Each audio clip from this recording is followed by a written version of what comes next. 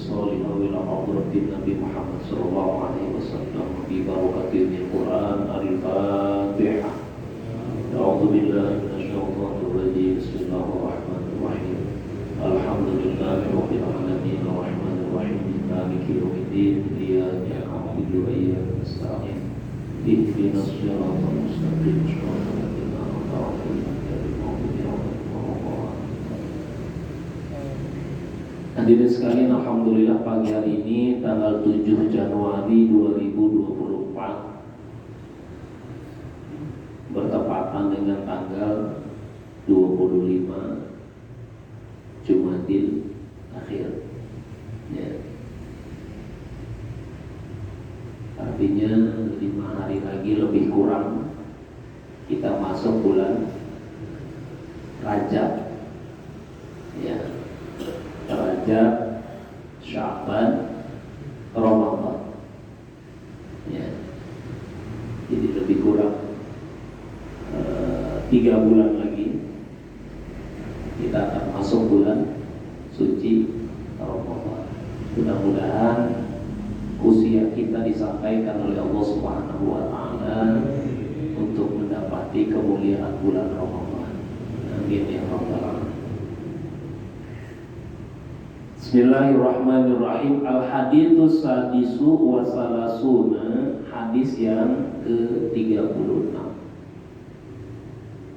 Hadis ini ada 40. Ya, jadi ada 40 hadis. Kalau Allah pertemukan lagi kita di bulan Februari dan Maret, ya, masih ada 2 pertemuan, insya Allah. Ya, 2 pertemuan kita usahakan sebelum ditutup pengajiannya. Ini hadisnya sudah kita selesaikan semua kajian.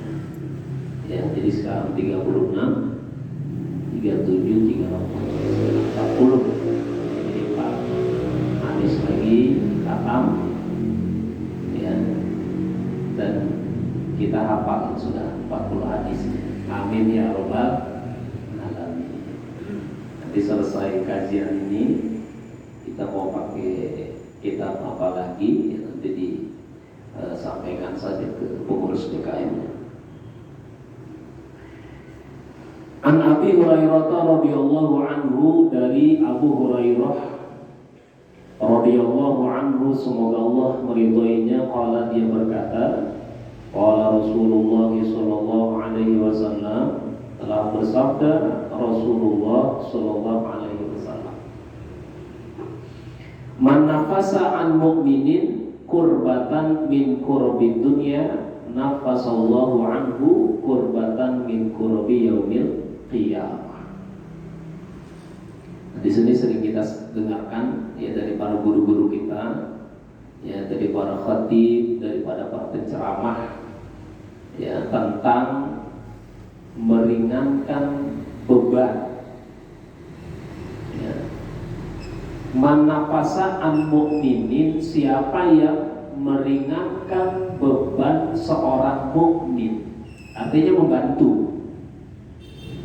Ya, membantu meringankan beban mukmin yang lain, ya, di dunia.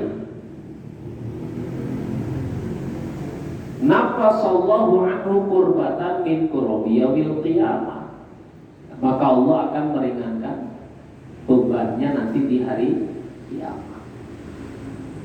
Ya, jadi hadirin sekalian, kalau misalnya ada tetangga, saudara, atau keluarga kita, ya, yang hidupnya penuh dengan beban, kemudian kita meringankan,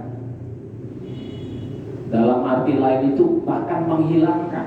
Jadi nafasa itu bisa meringankan, bisa menghilangkan. Yang tadinya dia bebannya berat, kemudian kita tolong, ya, sehingga dia merasa bebannya itu sudah hilang atau bebannya itu sudah dibantu, maka dia nanti di hari kiamat juga akan dihilangkan bebannya. Kita nggak tahu ketika nanti di hari kiamat itu kita membawa beban apa kita nggak tahu. Ya, kita nggak tahu.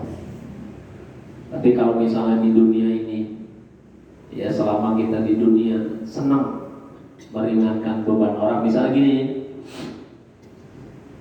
ya misalnya keluarga kita atau saudara kita punya utang, ya, ada nggak yang saudaranya punya utang? Atau kita yang utang?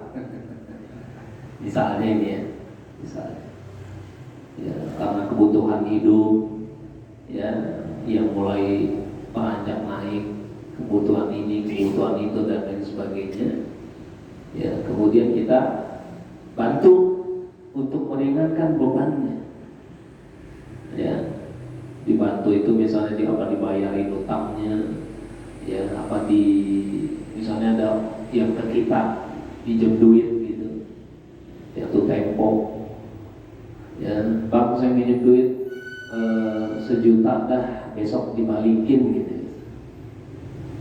ya, atau seminggu dibalikin. Begitu nyampe waktunya nggak dipulangin, nggak dibalikin, ya. Kemudian yang ngutangin biasanya ngomongnya gimana? Udahlah, nggak apa-apa misalnya. Ya, jadi kalimat udahlah, nggak apa-apa itu termasuk nafasan, meringankan. Ya. Jadi bukan malah ditambahin. Ya udah, kalau misalnya nggak bisa bayar utang 1 juta, besok jadi 1,5 juta gitu. Ya. Itu bukannya meringankan, malah memberikan beban lebih, ya, kepada orang yang sedang kesusahan. Sebab nanti hadirin, di hari kiamat itu ketika kita dihisab, dikumpulkan, itu nggak ada yang bisa kita minta pertolongan pada keluarga kita, saudara kita, itu nggak ada, masing-masing bertanggung jawab sendiri. Wala taziru waziratun wizra ukhra. Tidak ada orang lain itu menanggung dosa orang lain. Jadi masing-masing. Maka bersyukurlah kita ketika di dunia ini Allah jadikan sebagai hamba yang senang membantu kesulitan orang lain, ya, sering meringankan beban orang lain. Jadi sebagai apapun kita, sebagai pribadi, ya, sebagai pejabat, ya, sebagai pemegang wewenang, itu jangan sekali-kali memberikan beban yang berat kepada orang lain. Kalau nanti kita tidak mau diberatkan beban kita di hari kiamat, makanya berat. Ya, jadi pemimpin itu berat. Ya, itu satu.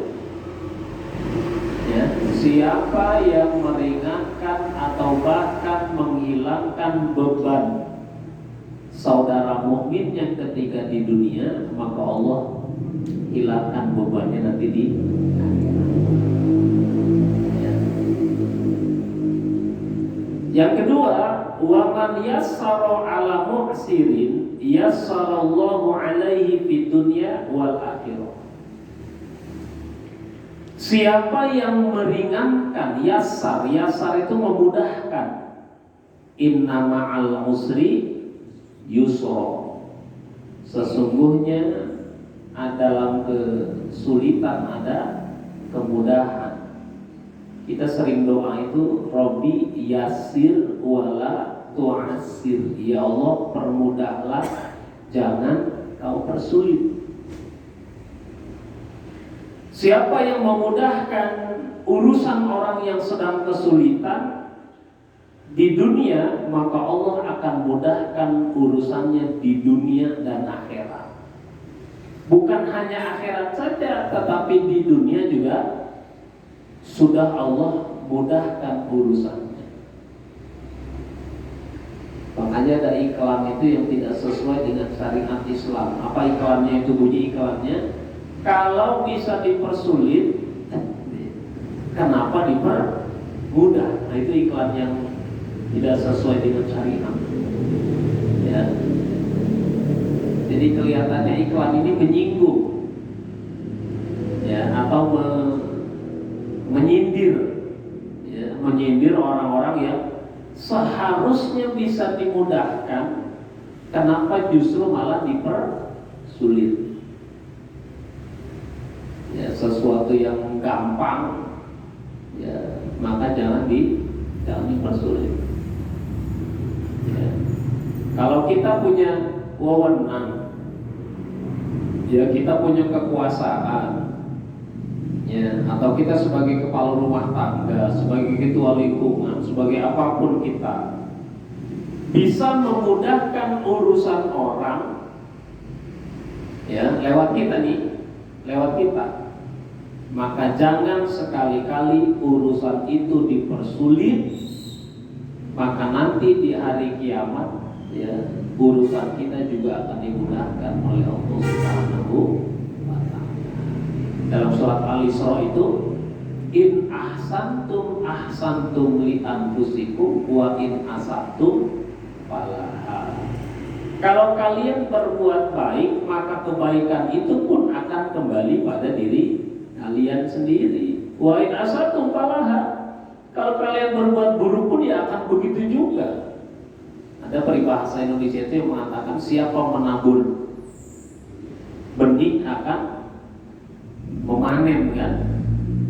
Ya, siapa yang menabur kebencian, maka dia nanti juga akan memanen kebencian yang dia taburkan itu. Ya. Jadi apa yang kita tanam itulah yang kita petik. Kita tanam kebaikan, maka kebaikan akan menghampiri kita. Kita tanam keburukan, maka keburukan pun nanti akan berdampak pada kita.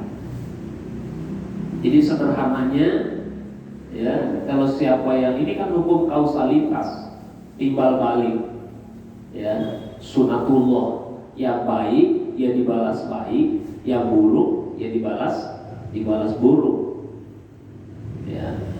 Selalu ada itu di dunia itu, selalu ada berpasang-pasangan, ada yang baik, ada yang buruk, ada yang kesulitan, ada yang memudahkan, selalu itu.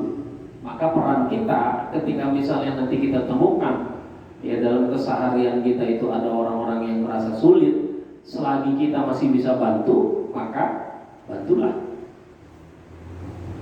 ya. Jadi selalu terbuka peluang berbuat baik bagi setiap orang yang beriman.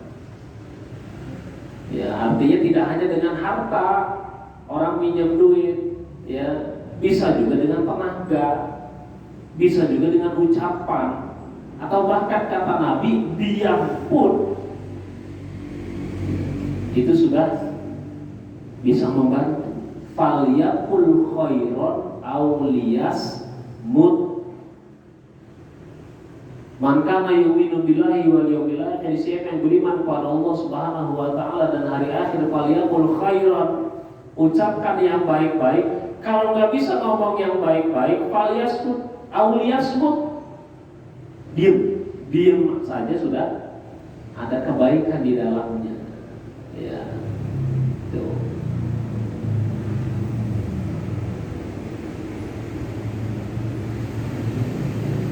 Yang kedua, ya, yang kedua, memudahkan urusan orang, urusan kita juga akan dipermudah oleh Allah. Ini janji Allah. In ahsantum li anfusikum wa in asatum fala. Ini janji Allah. Ya. Kemudian yang ketiga, wa man satara musliman satarahullahu fid dunya wal akhirah. Wa man satara musliman, siapa yang menutup aib seorang muslim, maka Allah akan menutup aibnya di dunia wal akhirah, di dunia dan akhirat. Ya. Jadi jangankan aib pasangan kita, ya, aib suami istri kita, aib sesama muslim pun harus ditutup. Kalau kita tahu itu akan berdampak yang negatif, kita tahu bahwa itu adalah aib, maka ditutup, jangan disebar.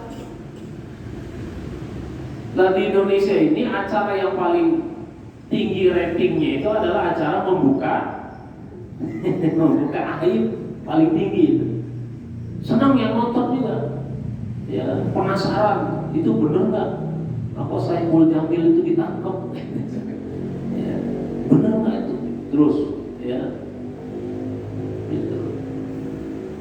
Jadi gosip-gosip artis, ya gosip-gosip ustaz, gosip-gosip kiai, gosip-gosip tokoh masyarakat dan lain sebagainya. Kalau kita tahu bahwa itu adalah aib, ya maka kewajiban kita adalah tutup aibnya. Jangan sampai malah diumbar, dibuka. Kita punya pasangan, punya istri, ya ada kekurangannya, ada aibnya. Bukannya ditutupin, malah dipasang di status WA. Dipasang status WA tuh. Lah orang yang nyimpen nomor kita kan tahu di situ kan, oh ternyata istrinya begini, ternyata suaminya begitu. Ya, lah terhadap muslim yang lain saja harus ditutupin aibnya, apalagi terhadap pasangan kita, terhadap istri kita, terhadap suami kita, itu harus ditutup serapat-rapatnya. Maka Allah akan menutup aib kita nanti di dunia dan akhirat. Tuh, ya. Tapi ini nggak berlaku buat apa itu pejabat-pejabat yang menindak kejahatan. Ya, ini nggak berlaku. Nanti kalau misalnya ditutupin, nggak ada yang terungkap. Justru kalau misalnya tindak pidana kejahatan itu harus diungkap. Ya misalnya KPK gitu ya, ada yang korupsi, udah tutupin ini aib. Kalau ini sampai dibuka, itu bukan begitu, salah. Itu bukan pada tempatnya. Ya justru malah kayak begitu harus diberitakan supaya tidak menjalar kepada yang lainnya. Ya hukumannya, ya pidananya. Itu harus dijelaskan. Tetapi ketika urusan pribadi, urusan yang personal, tidak ada kaitannya dengan pekerjaan, tidak ada kaitannya dengan maslahat apa itu kehidupan bernegara, jadi tutupin. Ya, misalnya suaminya atau istrinya kalau tidur ngorok gitu, tidurnya ngorok, itu kan aib kan bagi sebagian orang, maka jangan diumbar, tutupin. Ya, itu. Jadi man satara musliman satarahullahu fid dunya wal akhirah. Siapa yang menutup aib seorang muslim di dunia, maka aibnya pun akan ditutup di dunia dan akhirat. Ada kebaikan di situ. Ya. Nanti di akhirat kita nggak akan dibuka tuh aibnya. Ya, oleh Allah Subhanahu wa ta'ala, karena di dunia kita tidak pernah membuka aib orang lain. Kemudian yang keempat, wallahu fi 'aunil 'abdi ma kana al-'abdu fi 'auni akhi. Dan Allah akan menolong hambanya selama hambanya itu menolong saudaranya. Ya. Jadi siapa yang nolong orang lain, maka Allah pun akan menolong dia. Ya. Jadi makanya kalau berbuat baik itu nggak perlu di videoin. Kalau berbuat baik nggak perlu difoto. Allah Maha tahu. Ya. Ada nggak sekarang orang berbuat baik di videoin? Hah? Difoto, ada nggak? Diupload di media sosial, ada nggak? Ada. Bahkan pencarian dia itu ya lewat itu. Cara mendapatkan uangnya, yang ngasih misalnya di orang yang di pinggir jalan tuh kasih foto, video, nanti orang like videonya kan, like and share. Ya akhirnya dia yang lebih banyak dapat duitnya daripada orang yang dikasih. Ya karena banyak yang like, banyak yang share, banyak followernya. Ya, itu. Jadi menolonglah, ya tolonglah orang lain tanpa harus mempublikasikan apa yang kita lakukan. Tuh, ya. Pak Ustadz, kalau misalnya tuntutan pekerjaan, misalnya Pak Polisi yang atur lalu lintas ini di perempatan ini, kan dia harus difoto kan, bener ada nggak nih orangnya? Nah itu beda kalau itu, ya. Kalau itu memang tuntutan pekerjaan, dicek sama pimpinannya, ada nggak di perapatan, ya ada nggak atur lalu lintas, oh ada buktinya, dikirim fotonya, itu beda kalau itu urusan, ya urusannya beda. Sama dengan misalnya ada orang yang ngasih sumbangan ke masjid kita nih, Istiqomah, ya ketua DKM memiliki kewajiban untuk mengumumkan, ya kenapa harus diumumkan? Supaya menghindari fitnah. Diumumkan, ya dari si fulan bin fulan sekian, ya itu. Justru kalau misalnya dari kita pribadi, ya itu tidak perlu dipublikasikan. Tetapi kalau duit orang itu harus diumumkan untuk menghindari fitnah. Nah, itu ya. Jadi sekali lagi di dalam diri kita ini kan ada malaikat raqib dan atid, selalu mengawasi, selalu mencatat kebaikan-kebaikan yang kita lakukan, meskipun orang lain tidak tahu, selalu dicatat oleh malaikat. Itu aja meyakininya. Ya. Bahkan ada salah satu golongan nanti yang Allah lindungi, sab'atun yuzilluhumullahu fi zillihi yauma la zilla illa zilluh. Salah satu golongannya adalah ketika dia berinfak dengan tangan kanannya, tangan kirinya enggak tahu. Saking rahasianya. Itu kan kiasan kan? Tangan kanan ngasih, tangan kiri enggak tahu. Itu kiasan. Kiasan untuk ketika kita beramal baik itu sebaiknya tidak ada yang tahu. Bahkan diibaratkan tangan kiri kita pun enggak tahu, itu ibarat. Ya, saking rahasianya, nggak usah diumumin ke orang lain, saking rahasia. Ya. Kalau sekarang bagi-bagi duit, ya, itu bisa disemprit Bawaslu terus sekarang. Ya, kayak siapa itu? Ustadz yang gondrong itu bagi duit. Ya. Nah, itu disemprit Bawaslu itu. Meskipun kegiatan itu sering dilakukan, tapi kalau sekarang nah itu bisa melanggar undang-undang pemilu, ya. Ada nggak yang kampanyenya pakai duit? Banyak Ustaz. Kalau kamu nggak pakai duit nggak bakalan jadi begitu, ya, jadi modal, ya itu. Jadi menolongnya kita itu jangan nunggu momen, ya, jangan nunggu momen. Misalnya momen sekarang di pemilu dan lain sebagainya. Tetaplah membantu orang lain, ya, selama bisa kita bantu. Ya, karena selama itu juga Allah akan membantu kehidupan kita. Kemudian berikutnya wa man salaka tariqan yaltamisu fihi ilman sahalallahu lahu bihi tariqan ilal jannah. Siapa yang berjalan melakukan perjalanan dalam rangka mencari ilmu, maka Allah akan memudahkan baginya jalan menuju surga. Ya, artinya kaki kita sering-seringlah dipakai buat mencari ilmu. Ya, atau gitu lagi nih Pak Ustadz, sekarang kan udah zamannya internet. Boleh nggak ngaji lewat YouTube? Boleh. Ya, boleh ngaji lewat YouTube, boleh. Ya, mudah-mudahan itu termasuk salah atau record juga. Kan kuotanya dipakai. Dipakai nggak kuota? Pakai kuota kan?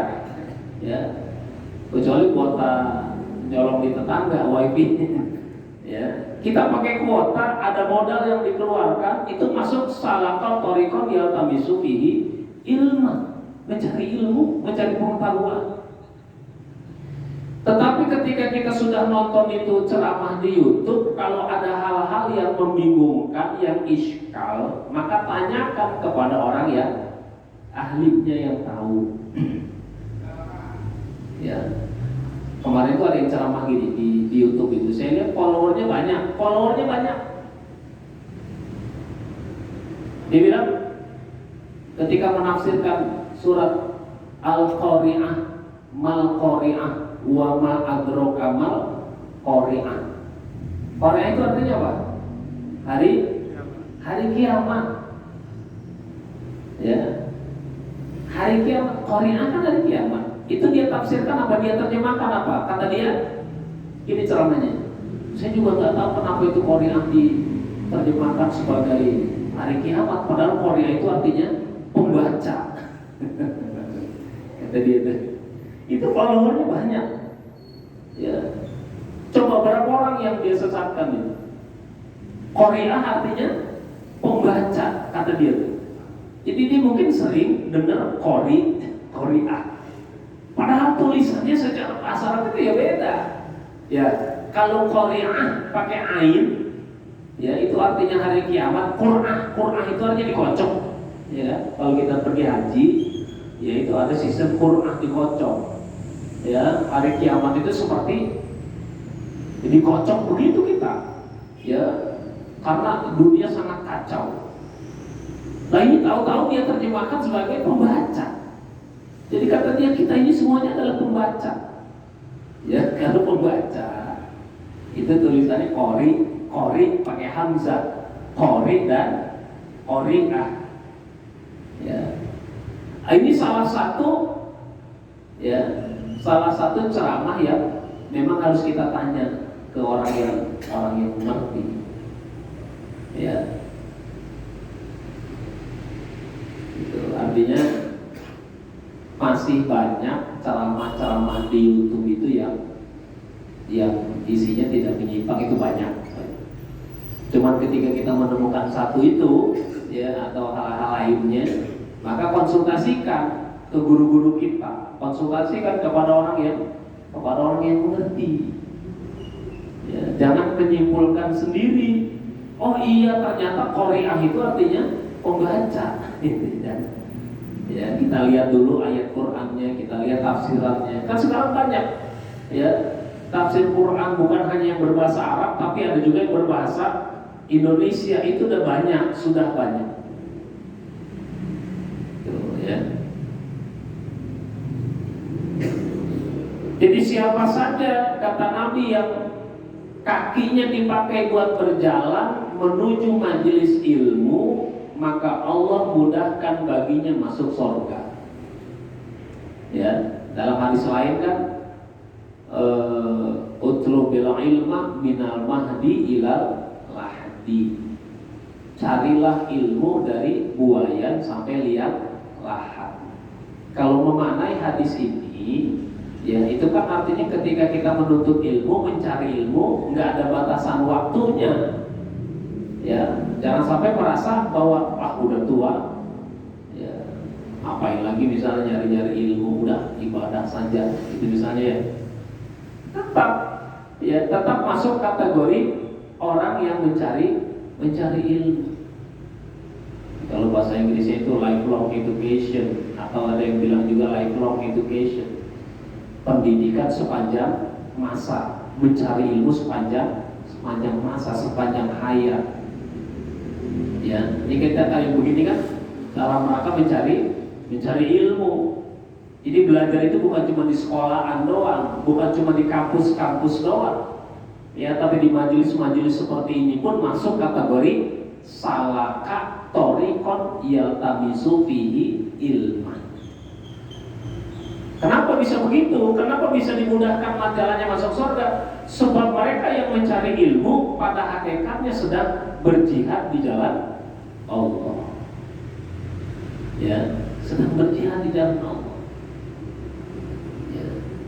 Walau lana min kulli firqatin minhum ta'ifatun liyatafaqahu fid-din wa liyudhiru qawmahum idza raja'u ilaihim la'allahum yahzarun. Jadi mestinya ada sekelompok orang itu yang mencari ilmu, jangan perang semua, cari ilmu supaya nanti bisa memberikan peringatan kepada kaumnya.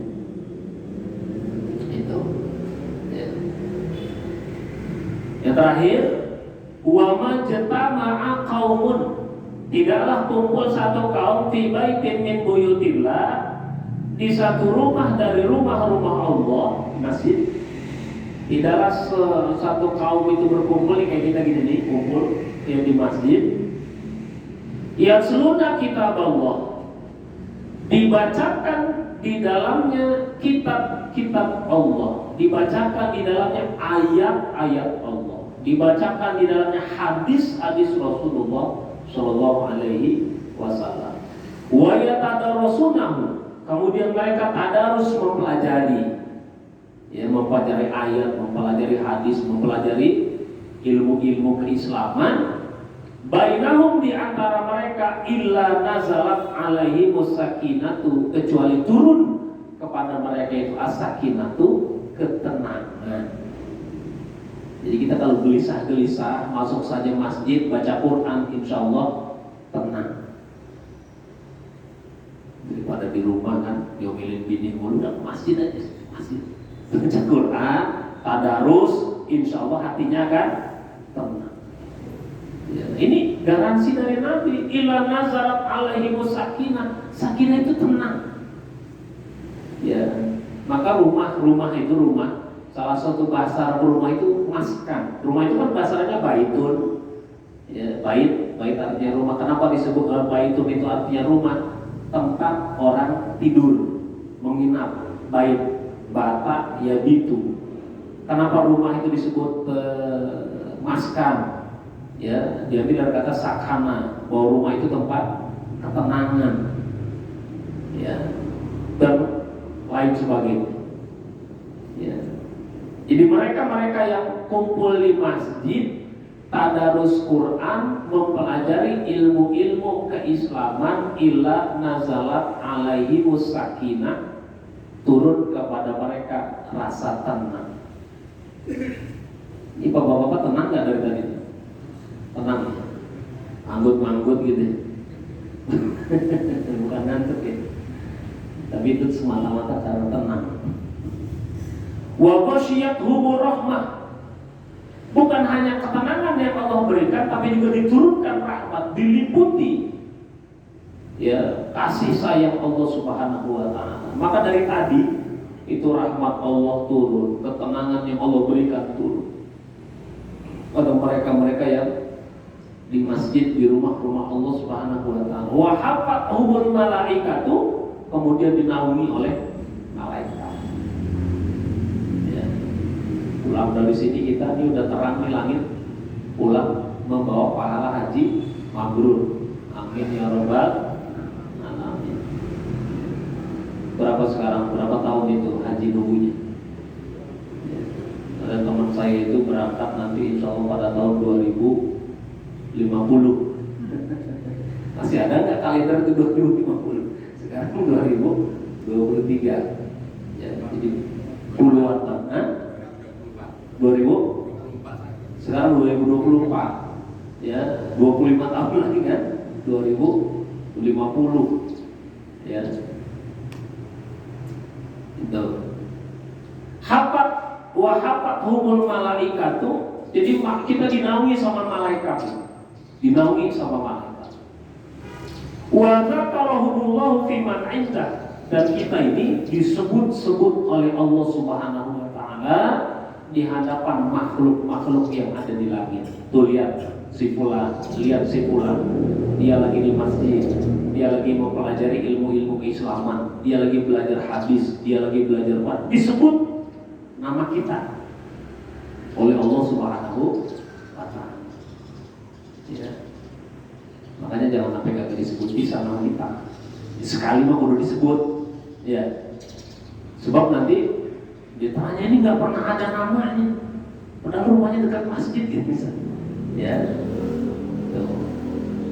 Jadi yang paling kita dambakan di kehidupan kita ini adalah nama kita ini disebut-sebut oleh Allah Subhanahu wa Ta'ala sebagai hambanya yang sedang di masjid, sedang mempelajari ayat-ayat Allah.